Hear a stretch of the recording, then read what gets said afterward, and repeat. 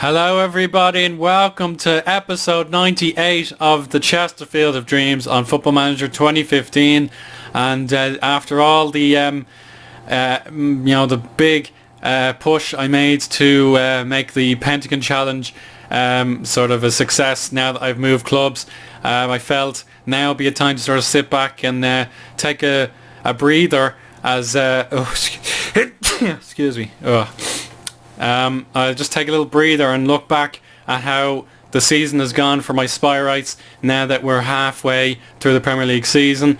My objective is, of course, to get Champions League football, and so far it's looking very, very likely we can get there.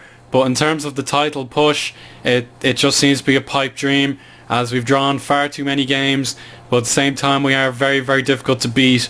If you look at last season, for example, we came 5th but lost 12 times, so we'll need to learn how to convert those losses into draws and maybe even victories.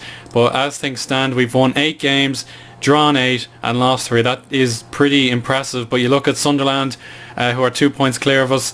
That's the kind of record we want. We want double-digit wins as soon as possible.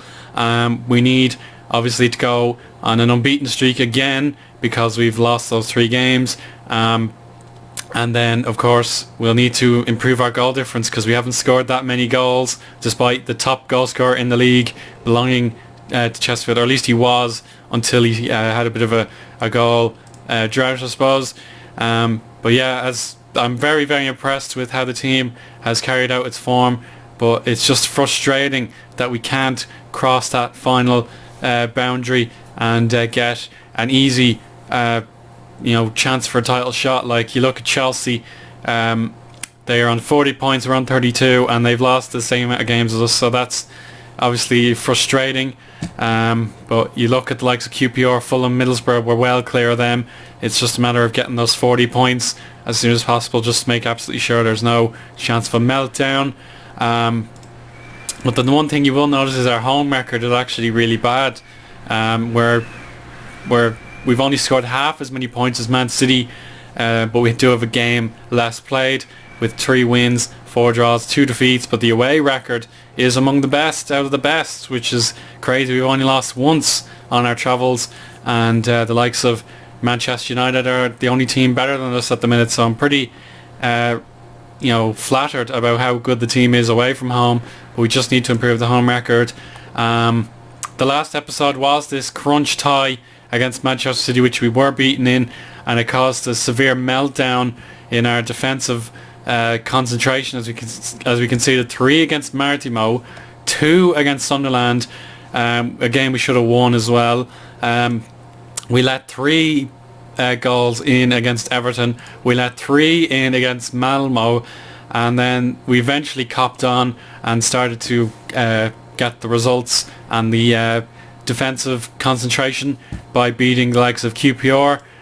Poor goalless draw against Fulham. I'll show you the stats. It was a game you really should be aiming to win, and incredibly we didn't, so that was shame on us. And then Derby, we took a 2-goal lead in less than half an hour, and then at half time is saying you're doing great, keep it up, and then in less than 6 minutes we lost that lead and we ended up drawing 2-2, which was infuriating.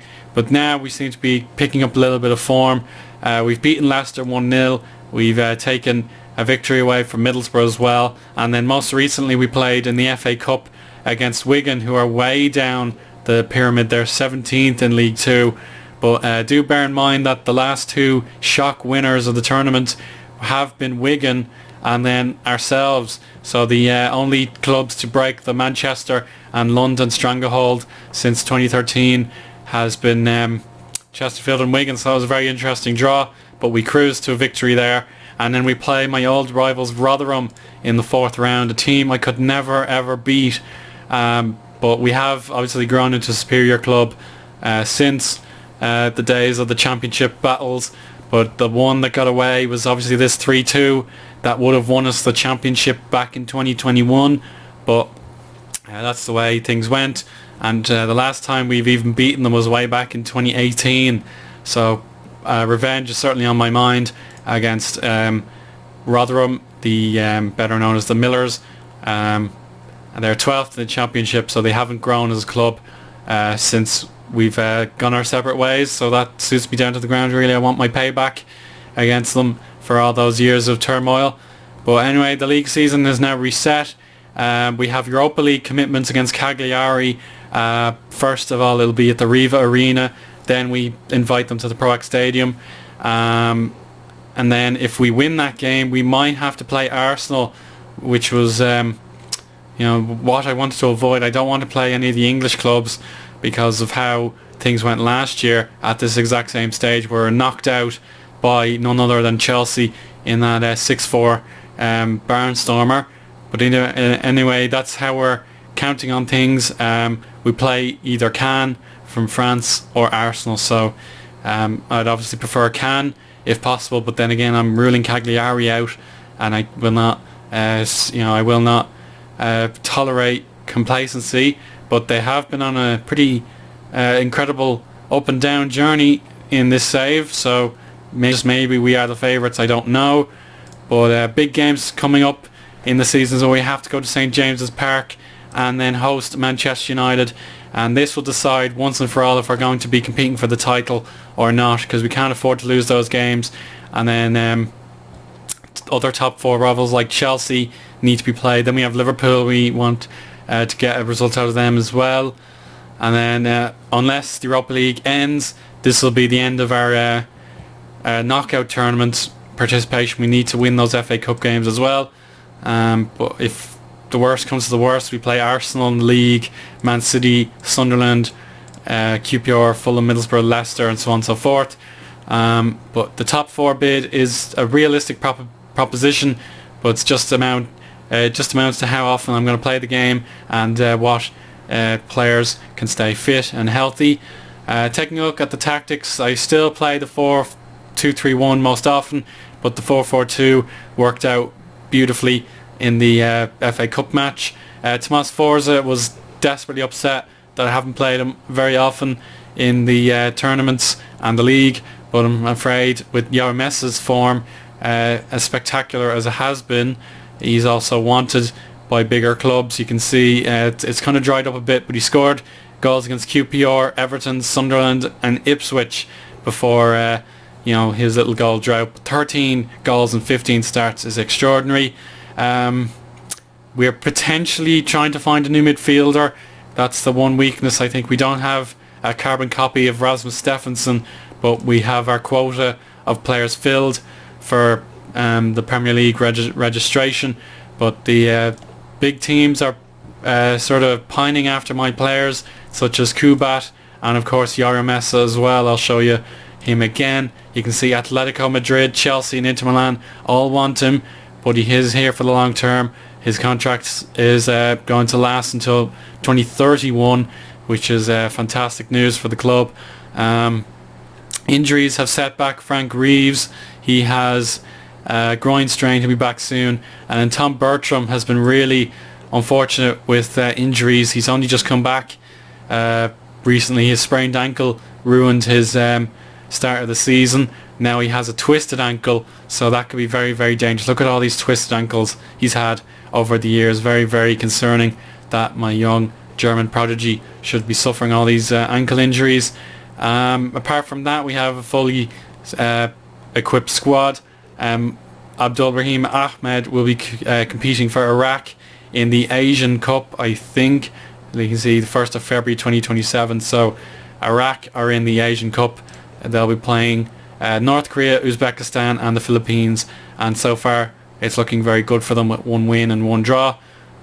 We'll hopefully see some more out of Ahmed in future, but we'll be without him for the January period anyway. We'll check out a few stats in a moment as well. Sam Zand, if I have to sell somebody, it probably will be him.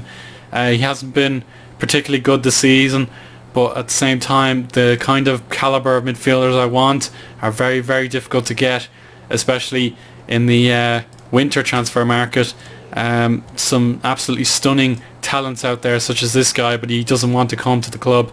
You can see no intention of joining, but he would absolutely change our fortunes throughout the years. I think there was a Dutch guy I wanted as well, Rene Winter.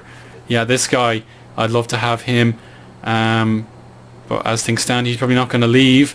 If I can get a scout report, like I'd have to pay 5 million to 11.25 million, and he doesn't have a particularly good star rating in defensive midfield or indeed centre midfield as of yet, but he has potential. But at the age of 27, I doubt he's really going to gain any potential, so it's very, very difficult to find the kind of player I want without breaking the bank either. But it's just a matter of thinking, what kind of clubs can we get a bargain out of that'll last us, like Yair Messa has, for example. He's been here since a teenager, and he's been absolutely stunning as the years have gone by. You can see he is a club icon. And another bit of good news is Lee Griffiths. I gave him a coaching job. He's here as an under-21s coach. He's got very, very good coaching attributes, but his mentals need to be improved. But yeah, so far he has a lot of potential, and he's welcome to the club anytime. So I'm happy to have all three club icons that are now retired as coaches, or indeed in Jamie Hewitt's case a physio. So that's awesome. And then Ronnie Pignot as well is a favourite personnel. The financial situation is pretty good. We obviously spent pretty big in the summer, but if we can do well in the tournaments, our balance should go straight back up to about 60 million, which is where we have been in the past. You can see huge money, and then I've steadily been spending it all as the club has gotten better and better. Now, what else can I need to say? Probably the squad stats, but check out the regens as well. We haven't very many at the moment. One or two perhaps could make a breakthrough. There you go. Rob May, not really. Gio Webster, I've been playing him a little while, every now and again. So I can't wait to see what he's capable of.